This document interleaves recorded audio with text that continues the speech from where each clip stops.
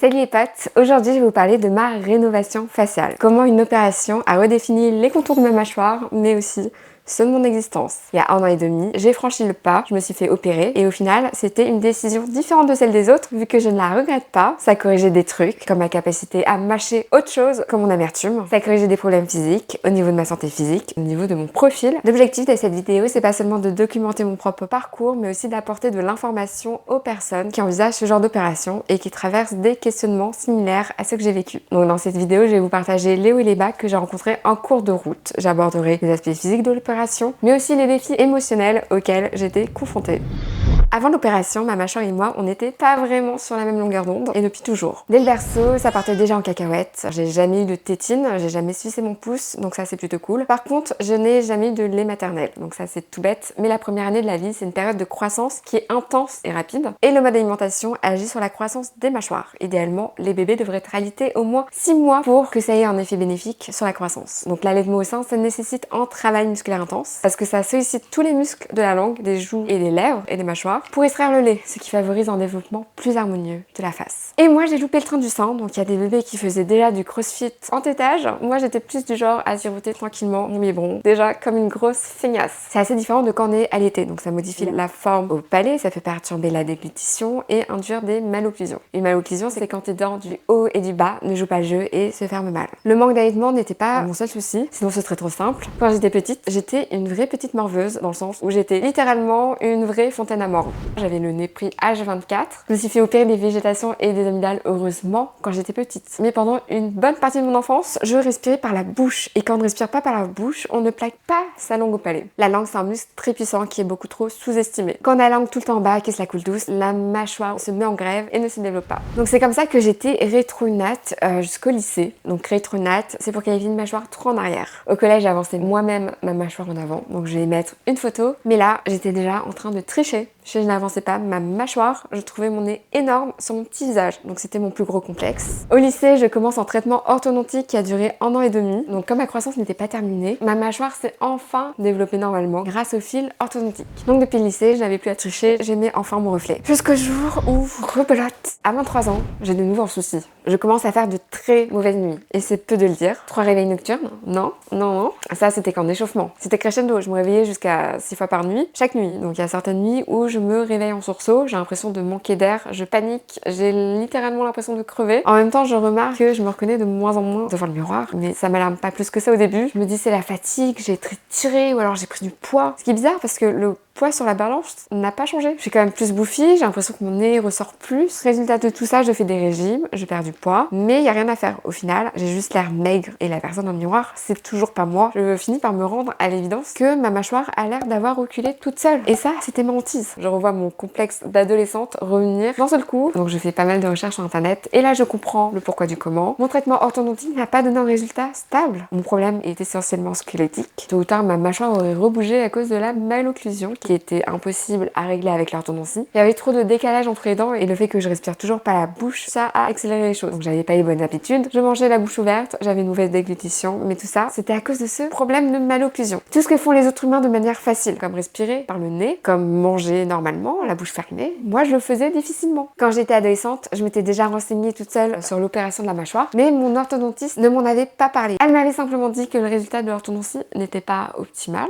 mais c'était mieux qu'avant. On m'a pas dit que le résultat ne serait pas stable et que j'allais devoir tout recommencer. Ça, on me l'a pas dit. Et donc, je savais déjà que l'opération de la mâchoire serait cette fois inévitable si je voulais régler ce problème une bonne fois pour toutes. C'est une chirurgie lourde qui fait peur, mais je connaissais déjà les avantages. Tout ce que je vais vous dire, c'était confirmé par différents spécialistes que j'ai vus, que ce soit orthodontiste, kinésithérapeute, chirurgien, radiologue, ostéopathe et même podologue. Oui, ça en fait du monde. Donc les avantages, moins de soucis dentaires. L'opération permet la prévention de la santé dentaire. Adieu l'usure des dents prématurées et de déchaussement que pour provoquer de mauvaises occlusions. Ça peut permettre aussi une amélioration de l'esthétique de la face. Avec quelque chose de bien défini, on vieillit mieux. L'ossature est plus marquée, donc le visage et la peau sont mieux soutenus. On peut espérer un dodo de qualité. L'opération, ça peut permettre de traiter les troubles respiratoires du sommeil, donc ça peut corriger les problèmes anatomiques qui bloquent les voies respiratoires. Là sur ma radio, on voit qu'il n'y a pas beaucoup d'espace qui laisse passer l'air. Et comme je suis hypocondriaque, j'associe troubles du sommeil à plus de risques de maladies cardiovasculaires, hypertension Et autre chose très sympa, le stress peut être associé à la tension dans les muscles de la mâchoire et une bonne occlusion permet d'atténuer le stress. Ça, je l'ai expérimenté. À un moment, j'avais les dents hyper serrées entre elles et je me sentais furax. H24.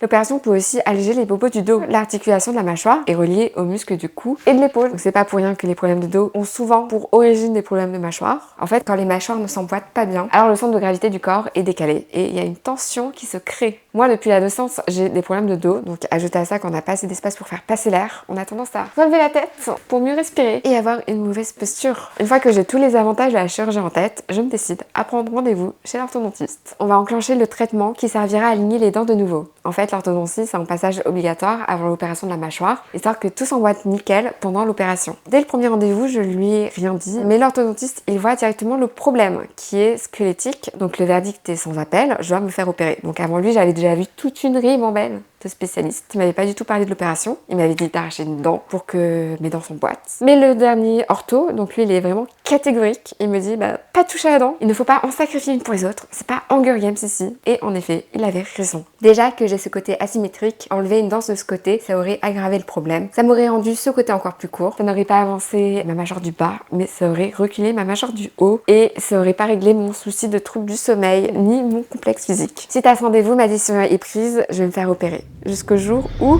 je fais une paralysie faciale. C'est quand t'as un côté du visage qui est complètement figé. C'est toujours comme ça que ça se passe avec une paralysie, c'est que ça arrive d'un seul coup et c'est très rare de trouver une cause à cela. J'en ai déjà fait une quand j'étais enfant. Je me suis dit bon super, un petit abonnement tous les 15 ans. Au moins je savais ce qu'il fallait faire, donc direction les urgences. J'ai pris des médocs, j'ai fait des scanners, j'ai vu un neurologue en ORL. Heureusement il n'y a eu aucune cause neurologique décelée. Après en moi ma paralysie faciale s'est estompée, mais c'était pas tout à fait fini.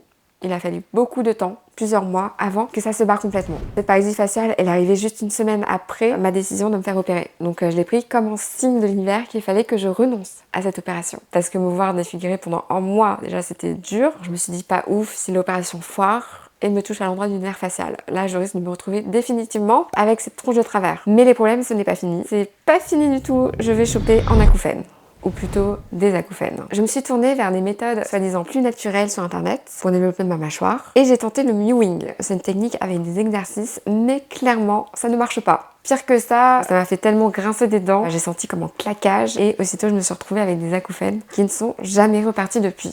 Il y a un ami qui me dit que c'est sûrement à cause de la multitude de concerts que j'ai fait sans protection auditive.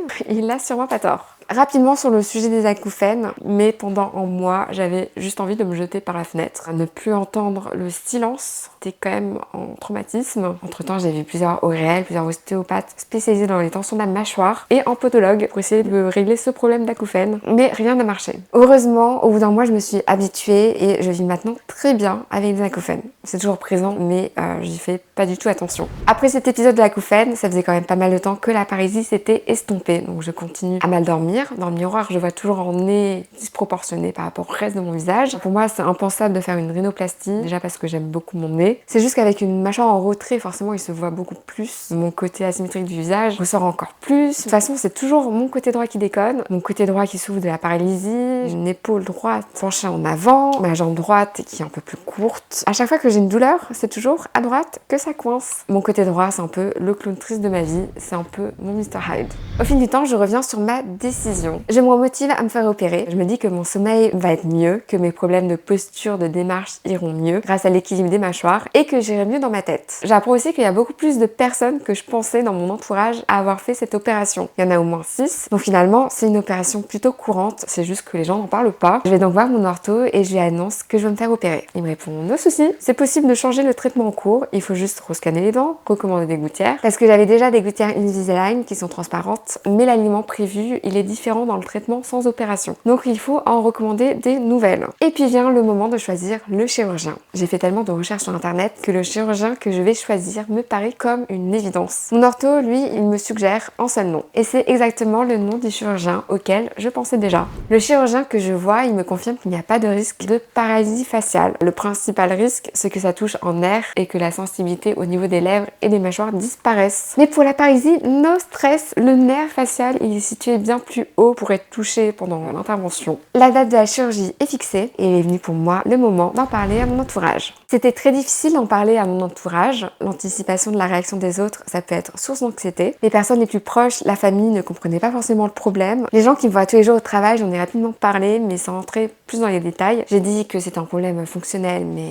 rien de plus. À mes amis, c'était compliqué aussi, surtout qu'avec mes potes, c'est mal, mais rarement les dimanches soirs ou le mardi matin au mois de mai. Enfin, ça peut arriver qu'on vanne sur le physique des gens, ça peut arriver. Donc, petite appréhension, et puis ce côté aussi où tu dépenses des thunes dans quelque chose qui peut paraître superficiel, alors que tes potes, ils sont parfois en train de galérer, donc on sait jamais quelles peuvent être les réactions. Après, je pense que je me suis fait tout un film dans ma tête, et au final, les gens ont compris. En tout cas, j'espère. La date de l'opération approche, et plus ça approche, plus je me pose 1000 questions. Les dernières semaines avant l'opération, j'avais énormément de stress, même si je n'avais aucun doute sur le fait que le résultat serait bien après l'opération. J'avais envie d'appeler mon chirurgien tous les jours. Je me suis évidemment empêchée de le contacter. Je me suis fait violence, je l'ai fait une seule fois par mail où j'ai regroupé quelques questions. Selon lui, j'étais déjà cataloguée comme la patiente la plus casse-pied de l'histoire, alors je voulais éviter de battre mon propre record. Mais bon, il abuse parce que de mon point de vue, je lui ai posé par mail les questions les plus sensées parmi les questions les plus absurdes qui me venaient. J'ai gardé 90% des questions absurdes pour moi, et bien que je me sois déjà hyper renseignée, mon cerveau il tournait à plein régime, en mode moulin, en mode centrifugeuse. C'était sûrement mon côté contrôle fric qui ressortait. Moi j'avais rien à faire à part attendre au bloc et laisser faire le taf des professionnels. Donc toutes mes questions, c'était sûrement mon cerveau qui inconsciemment tentait de reprendre le contrôle sur la situation. Je me disais que j'étais complètement folle, mais en vrai j'avais tellement hâte d'être opérée et que tout se calme enfin dans ma tête.